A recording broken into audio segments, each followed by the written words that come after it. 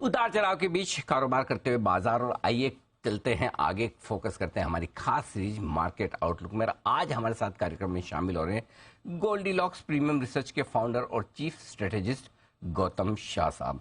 गौतम जी, बहुत बहुत स्वागत है आपका, धन्यवाद हमें समय देने के लिए। पहली बात तो धन्यवाद इस बात के लिए, समय तो ठीक है आप हर बार देते हैं, कि इस तरह के माहौल में भी आप आए जहां शायद बोलने के लिए ज्यादा कुछ हो ना हो। लेकिन ये बताएं सर कि ऐसा सुस्ती वाला माहौल कब तक चलेगा? Good morning Singh ji. तो देखिए, हर मार्केट में एक अपॉर्चुनिटी रहती है। 2020 और 2021 में एक ऐसी अपॉर्चुनिटी थी जहां पर अगर आप बाय एंड होल्ड करके चले तो आपने काफी अच्छा पैसा कमाया। और आई थिंक अब पिछले 2-2.5 महीनों से जो हो रहा है, क्लियरली एक डाउन ट्रेंड है। जब ये चालू हुआ था तो लगा कि चलो ये एक छोटा सा करेक्शन है, कुछ हफ्तों तक चलेगा, उसके बाद मार्केट जैसी सपोर्ट लेवल पे आ जाएगी तब हम रिवर्सल ट्रेड देखेंगे। पर जैसे जैसे एविडेंस बढ़ते हुए आई है, जैसे जैसे ग्लोबल मार्केट्स के अगेंस्ट में हमारा अंडर परफॉर्मेंस रहा है और इतने हैवीवेट स्टॉक्स का जिस तरह का वीकनेस रहा है, मेरा मानना है कि ये एक मीडियम टर्म डाउन ट्रेंड है। तो ये बहुत जल्दी खत्म होने वाला है नहीं। शॉर्टिंग साइड में काफी अपॉर्चुनिटीज है, हम उसी पे ध्यान दे रहे हैं पिछले 8 हफ्तों से, और स्टॉक्स काफी अच्छे परफॉर्म कर रहे हैं अगर आप शॉर्ट साइड के ट्रेड्स लेते हैं तो।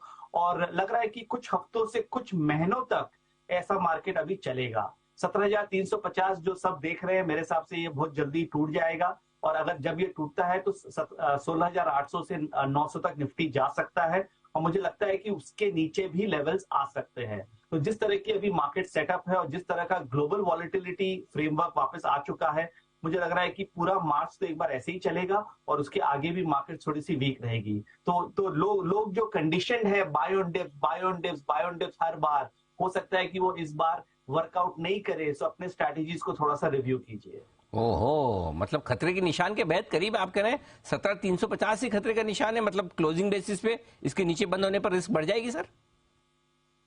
सिंह जी, खतरे के निशान तो 1-1.5 महीना पहले आ चुके थे। ठीक बात है। सब एड ऑन सिग्नल्स है। 17,350 इंपॉर्टेंट लेवल है क्योंकि वो बजट का लो है, सब कोई उस लेवल को देख रहे हैं और काफी जन होप कर रहे हैं कि मार्केट यहाँ से सपोर्ट लेके घूम जाए। बट मेरे हिसाब से जिस तरह की एविडेंस चार्ट्स पे है, होप करना ठीक नहीं है। ये ब्रेक करता है तो मार्केट को और मोमेंटम मिल जाएगी नीचे की तरफ में। अगर आप देखें तो इंडिया विक्स अभी भी 14-15 लेवल पे है। मार्केट इतना लास्ट 2-2.5 महीने से गिर रहा है, उसके बाद भी जो फियर है सिस्टम में, वो अभी इंडिया विक्स दिखा रहा नहीं है। तो मुझे लग रहा है कि वो जो मोमेंटम और जो फियर का जो फैक्टर है वो 17,350 के नीचे रहेगा, और बैंक निफ्टी और मेटल्स, ये 2 सेक्टर्स उसको नीचे ले जाएंगे। ओके, बैंक निफ्टी भी, मेटल्स तो, बैंक निफ्टी भी सर ये भी खराब होगा? सर बैंक निफ्टी तो अभी तक कुछ गिरा ही नहीं है। अगर आप इसके चार्ट को देखें तो देखिए, आप हर चीज को आपको कॉन्टेक्स्ट में देखना पड़ेगा। पिछले साल जिस तरह की तेजी थी, उस कॉन्टेक्स्ट में बैंक निफ्टी में कोई बड़ा फॉल नहीं है। परसेंटेज टर्म्स में देखिए, जब 1000-2000 पॉइंट गिरता है तो लगता है कि बहुत गिर गया, पर परसेंटेज टर्म्स में वो 3-4-5% होती है। और क्योंकि मेरा तजुर्बा 20 साल का है तो मैं उसको देख के बता सकता हूं कि जब रिट्रेसमेंट होती है तो 50-60%, 50% रिट्रेसमेंट हो जाती है। तो 39,600 एक इंपॉर्टेंट लेवल है बैंक निफ्टी का। अगर वो ब्रेक करता है तो बैंक निफ्टी 37,500 तक जा सकता है, और उसके नीचे हमारा existing worst case target is 36,500। सो यहां से 10% की फॉल बैंक निफ्टी में आ सकती है, 10% की फॉल रिलायंस में आ सकती है, मेटल्स में 8 से 10% की फॉल अगर आ सकती है। ये सब चार्ट्स कह रहे हैं, मेरा कोई बायसनेस नहीं है, मैं एविडेंस देख के ये कह रहा हूं। और अगर ये होता है तो ऑब्वियसली निफ्टी इंपैक्ट होगी। एक्चुअली डराने के मामले में तो आप भी आशु मदान साहब से कम तो नहीं है ऐसे, लेकिन फर्क इतना ही कि आप मुस्कुराते मुस्कुराते डरा रहे हैं। आशु जी वाकई में मतलब बहुत खौफ से डराते हैं, बस इतना ही फर्क है। चलिए, बड़ी इंटरेस्टिंग चीजें आप देखी। अच्छा सर, बाकी एसेट क्लास पर भी थोड़ी आपसे राय लेता हूँ। कच्चा तेल, क्रूड, और साथ ही साथ गोल्ड, सिल्वर, ये 2 बड़े स्टार परफॉर्मर रहे, थोड़े ठंडे हो गए, मतलब तीनों ही। अब इन पर क्या व्यू है सर? देखिए, एक तो अगर आपको इक्विटी मार्केट्स में कहीं पर हाइड करना है तो वो तो आईटी इंडेक्स है। आई थिंक आईटी स्टॉक्स हमें काफी अच्छे लग रहे हैं, और हम मुझे लग रहा है कि स्मार्ट मनी आईटी स्टॉक्स में जा रहा है। तो हम अपने सब्सक्राइबर्स को भी ये कह रहे हैं कि अगर आपको लॉन्ग करना है, आपको इक्विटी मार्केट से निकलना नहीं है, तो आप आईटी स्टॉक्स में जाइए। वहां पर काफी अच्छी कमिटमेंट लगती है, चाहे वो बड़े स्टॉक्स हो, लार्ज कैप्स हो या मिड कैप्स हो। और आउटसाइड ऑफ इक्विटी मार्केट्स अगर आप देखें, गोल्ड सिल्वर में अच्छी फॉल आई है। आई थिंक 1820 का जो लेवल है गोल्ड का, वो एक लॉन्ग टर्म सपोर्ट है। तो यहाँ से मेरे हिसाब से अच्छी तेजी वापस बनी चाहिए। तो अगर आप इक्विटी मार्केट्स में प्रॉफिट बुकिंग कर रहे हैं या निकल रहे हैं तो गोल्ड सिल्वर में पोजीशन बनाइए। आई थिंक 6 से 12 महीने का अगर आपका व्यू है तो वो इजीली इक्विटी मार्केट्स को आउट परफॉर्म कर जाएगा। क्रूड ऑयल, नाइमेक्स क्रूड को अगर आप देखें तो 70 का बहुत बड़ा सपोर्ट है। अगर वो लेवल टूटता है तो 10 से 12% की फॉल क्रूड में आ सकती है। अभी का जो एग्जिस्टिंग रेंज है क्रूड का वो है 70 टू 85। बट एक और जो फैक्टर है जो बहुत इंपॉर्टेंट है वो है ग्लोबल मार्केट्स, क्योंकि देखिए पिछले 2 महीना में इंडियन मार्केट्स गिरा without the support of global markets. अब जिस तरह की जो पिछले 5-6 दिनों की जो एक्शन रही है यूएस मार्केट्स में, मुझे लग रहा है कि डाउ भी अगर 32,500 ब्रेक करता है तो वहां पर भी एक करेक्शन चालू हो सकती है जो इंडियन मार्केट्स को इंपैक्ट करेगा। सो अब यहां से जो भी होगा ग्लोबली सिंक्रोनाइज होगा, तो ग्लोबल मार्केट्स को डेली बेसिस पे देखना थोड़ा इंपॉर्टेंट हो जाएगा। तो ग्लोबल मार्केट्स के दम पर हम चलेंगे और डॉलर इंडेक्स भी जो 105 के आसपास है, लगता है तो सर थोड़ा बढ़ सकता है, वो खतरा बन सकता है।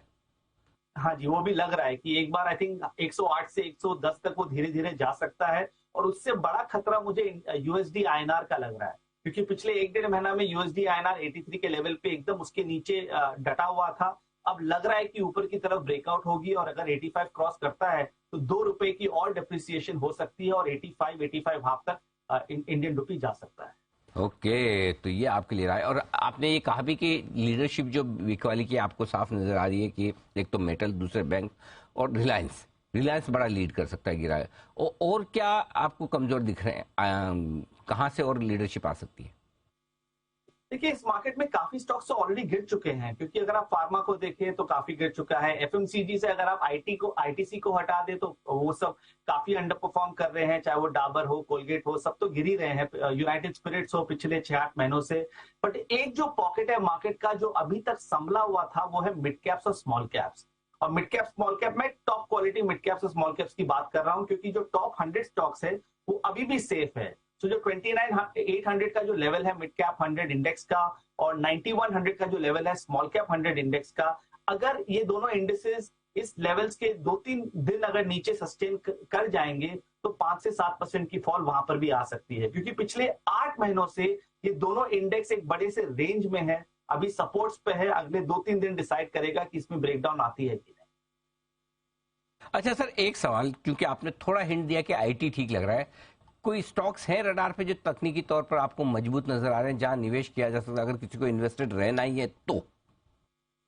देखिए actually across the board strength है। अगर आप टीसीएस का चार्ट देखिए, इन्फोसिस देखिए, एचसीएल टेक देखिए, टेक महिंद्रा देखिए, सबके चार्ट्स अच्छे हैं। अगर बाजार गिरता भी है तो ये इनफैक्ट बढ़ेंगे, क्योंकि ये अब नेगेटिव बीटा हो चुके हैं। जैसे जैसे बाजार नीचे जाएगा वैसे वैसे आईटी ऊपर जाएगा। सो टॉप स्टॉक्स में तो ये 4 अच्छे लगते हैं। और मिड कैप स्टॉक्स में परसिस्टेंट हमारा फेवरेट रहा है, हमने इसको दिवाली पिक दिया था लास्ट ईयर। साइंट हमें काफी अच्छा लगता है। कोफोर्ज में ज्यादा डाउनसाइड यहाँ पर लगता नहीं है। एम्फेसिस बीएफएल कल बड़ा फॉल था बट डाउनसाइड यहाँ से ज्यादा नहीं लगता है। एलटीटीएस का काफी अच्छा चार्ट है। So actually across the board strength है। इसमें मेजर रिटर्न एक्सपेक्ट मत कीजिए, बट अगर बाजार खराब रहा जो हमारा व्यू है तो ये आपके पोर्टफोलियो को आउट परफॉर्म करवाएगा। आईटी के अलावा कुछ पसंद है, कोई स्टॉक्स या कोई सेक्टर से सर? सॉरी सर, आईटी के अलावा कुछ और पसंद है, चाहे सेक्टर्स या स्टॉक्स? देखिए आईटी के अलावा थोड़ा सा पीएसयू स्टॉक्स अच्छे लगते हैं। तो हमारा कोल इंडिया एनटीपीसी हमेशा से फेवरेट रहा है, क्योंकि अब क्या हो रहा है मार्केट में ग्रोथ से हम वैल्यू में चले गए। पिछले 2 साल में यही थॉट प्रोसेस था कि आप कोई भी भाव पे आप ले सकते हैं स्टॉक, अगर उसकी ग्रोथ स्टोरी एक्सेल शीट्स पे अगले 10 साल तक अच्छी है। वो पूरा चेंज हो चुका है पिछले 6-8 महीनों का प्राइस एक्शन के कारण। तो आई थिंक मार्केट वैल्यू में चला गया है। तो वो स्टॉक्स जो 5 से 14 के पीई में चल रहे हैं, जहां पर 5 से 8% की डिविडेंड यील्ड है, वो स्टॉक्स में ध्यान दीजिए और वहां पर पीएसयू स्टॉक्स काफी अच्छे लगते हैं। ये है आपके लिए पूरा का पूरा आउटलुक बाजार का गौतम शाह साहब की तरफ से। गौतम जी बहुत बहुत धन्यवाद पूरा विश्लेषण देने के लिए और डायरेक्शन देने के लिए।